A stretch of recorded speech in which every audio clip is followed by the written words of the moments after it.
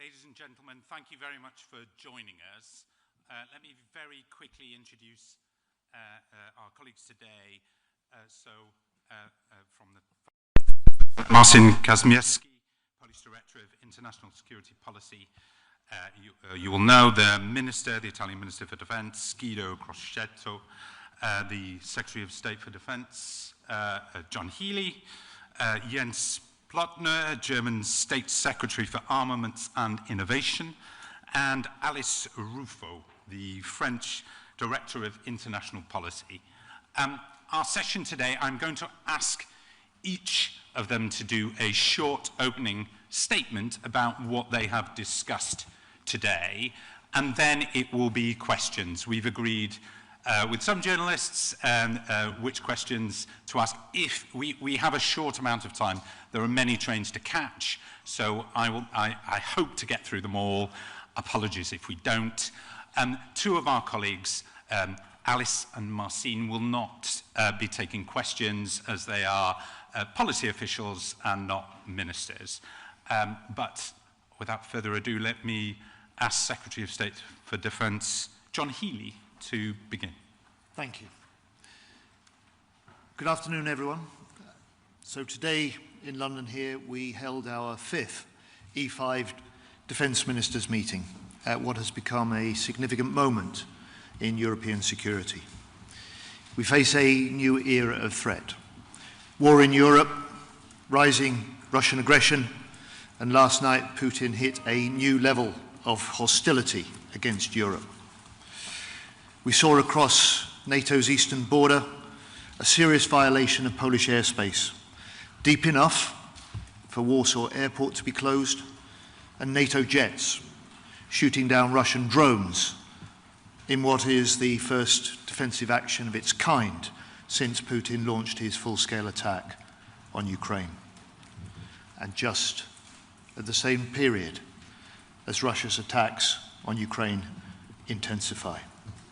And as the Prime Minister Starmer said this morning, these moves, he said, only serve to remind us of President Putin's blatant disregard for peace.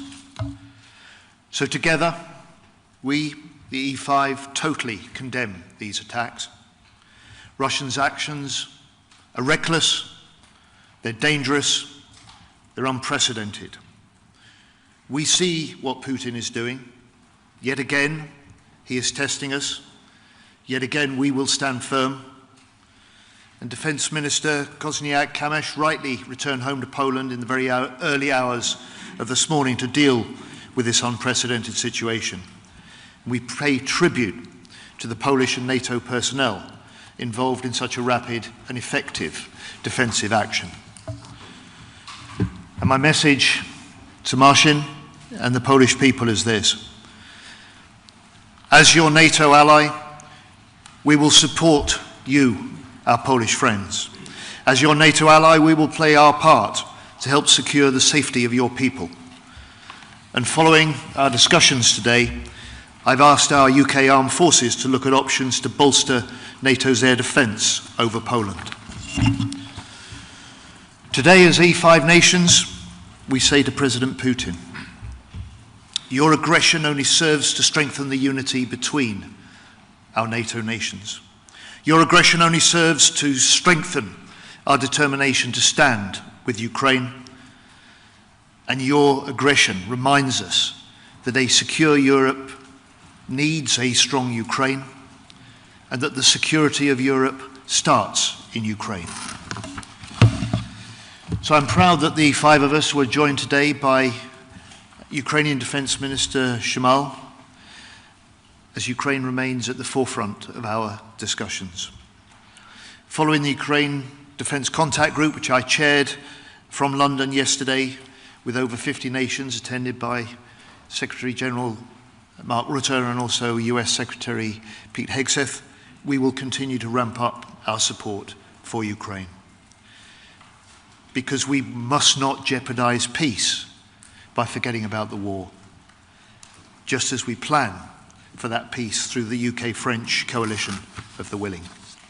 And I know I speak for all of us when I pay congratulations to our good friend and colleague, Sébastien Lecornu, being named now as France's new Prime Minister. So in today's discussions, we also discussed our work together to counter Russia's malign influence in the Western Balkans. And in the week that our UK government published its defence industrial strategy, we discussed how we make defence an engine for growth across our economies.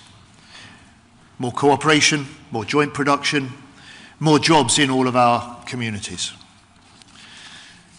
And we leave here today as E5 nations, Europe's top defence spenders, more united, more determined to confront this new era of threat, to step up further for Ukraine, and to continue to boost our defence spending as we increase warfighting readiness. We do this to make our citizens and to make Europe secure at home and strong abroad. Thank you. Thank you, Secretary of State. If we could ask the Italian Minister for Defence, Guido Crosetto, please. Sì, grazie. Grazie John per la tua ospitalità. Oggi a Londra ci siamo incontrati come nel formato E5, come ministri della difesa o rappresentanti dei ministri della difesa.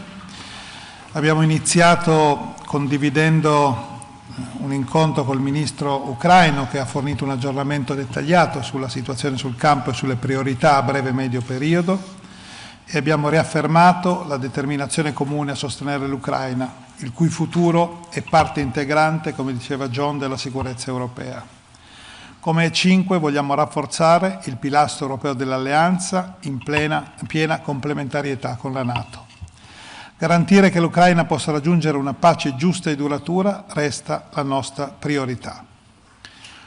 Sul piano della difesa europea è emersa la necessità di rafforzare la deterrenza e la credibilità della nostra capacità di difesa e sicurezza, intervenendo in settori chiavi come la cybersicurezza, la difesa aerea e missilistica. Come principali investitori europei nella difesa ci dobbiamo impegnare a garantire le capacità critiche e dissuadere qualsiasi aggressore. Dai nostri alleati la difesa è considerata un prerequisito per l'esistenza di una nazione e di una democrazia. Noi come Italia ci dobbiamo ancora arrivare, perché per alcuni investire in difesa è una scelta antipacifista, mentre invece la difesa serve a garantire la pace. È stato concordato di operare in modo sinergico per potenziare la base industriale europea, rafforzando leadership tecnologica, resilienza, integrazione dei nostri sistemi. Questo impegno dovrà coinvolgere anche l'Ucraina se vogliamo integrarla e renderla interoperabile con il resto d'Europa. Abbiamo rivolto un'attenzione particolare ai Balcani occidentali, area strategica per la stabilità regionale. Vogliamo sostenere e valorizzare le iniziative dell'Unione Europea e della NATO, rafforzare la sicurezza attraverso impegni operativi, esercitazioni e programmi di difesa coordinati.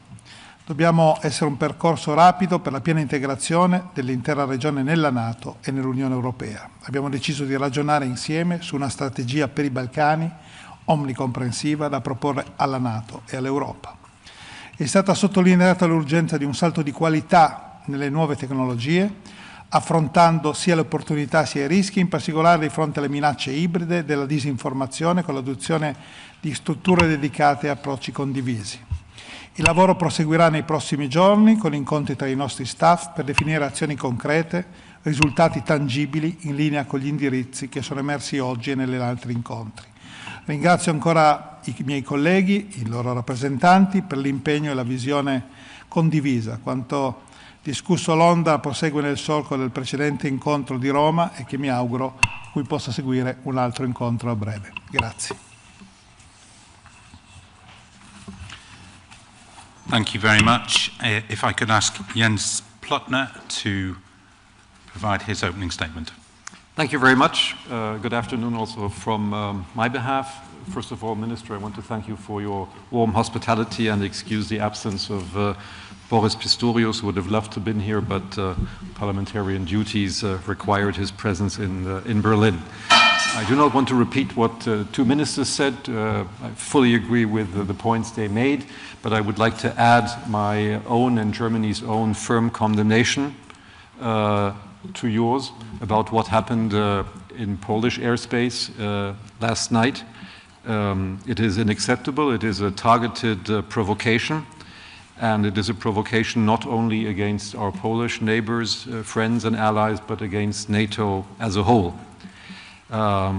We stand altogether firm side of our Polish friends, and I think the message we would like to send is a message of strength, of unity, and of not letting us be provoked into hastened actions. It is good that this is being discussed now at NATO, and this must find a common answer of all of us to Moscow. About the meeting today, the substance has been exposed. Let me say that I feel that today we send a message of unity in our support, steadfast support for our Ukrainian friends. It's a very good discussion with Minister Šmihal, but also a message of unity when it comes to our own efforts to bolster our defense readiness and to work closer together in order to do so.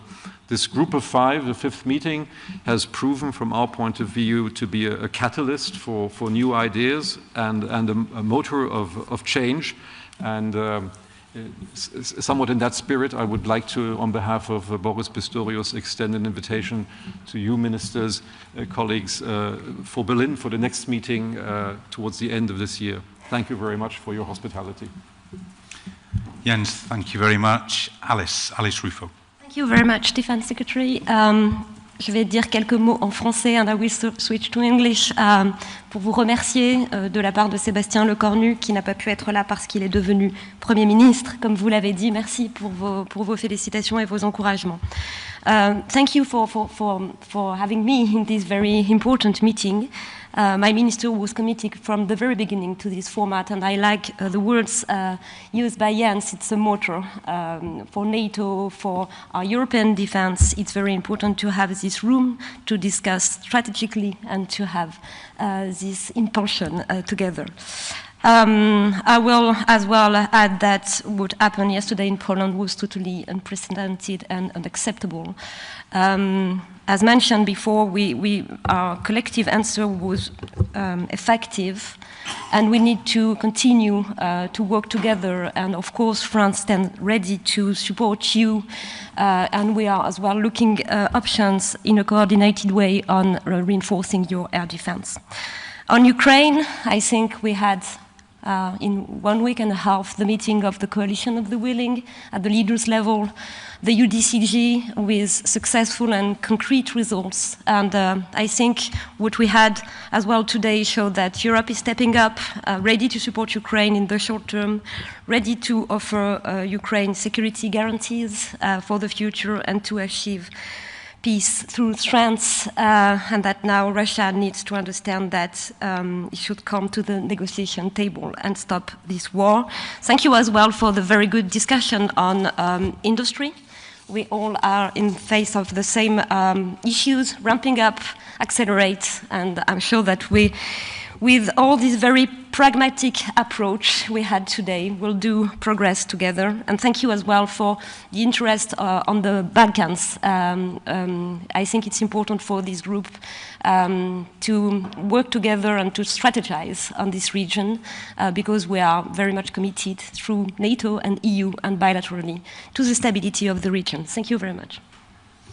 Alice, thank you very much. Marcin Kazmierski.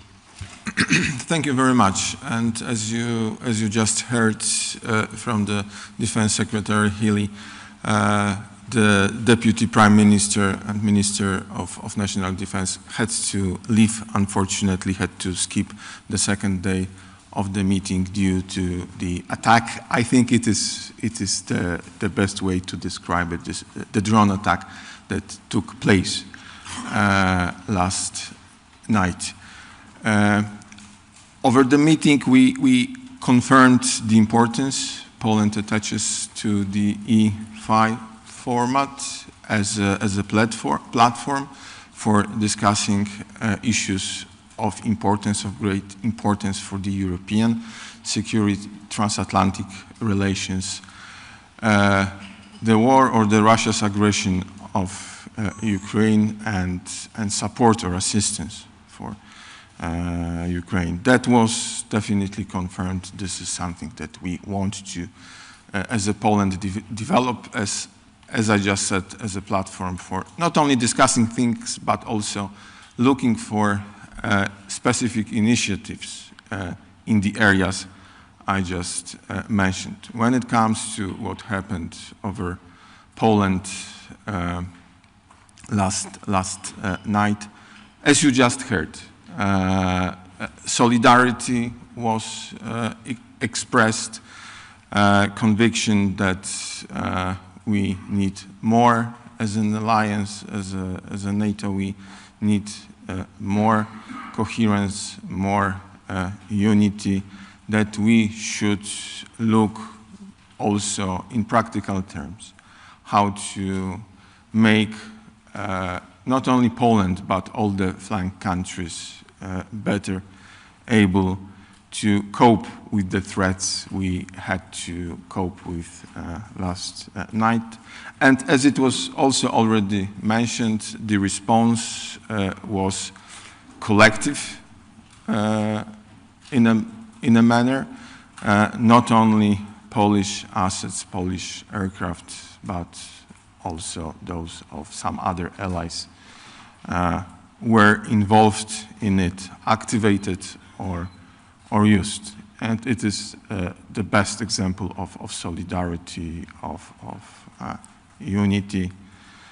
And we, as a Poland, we want to discuss, we would like to discuss this issue further within the NATO framework to be sure that we as a NATO, that we are able to, that we will be able to, in the future, to respond to such threats in the best possible way. Thank you very much. Marcin, thank you. Just a reminder, Marcin and Alice will not be answering questions, but the ministers will. Carl Dinnen.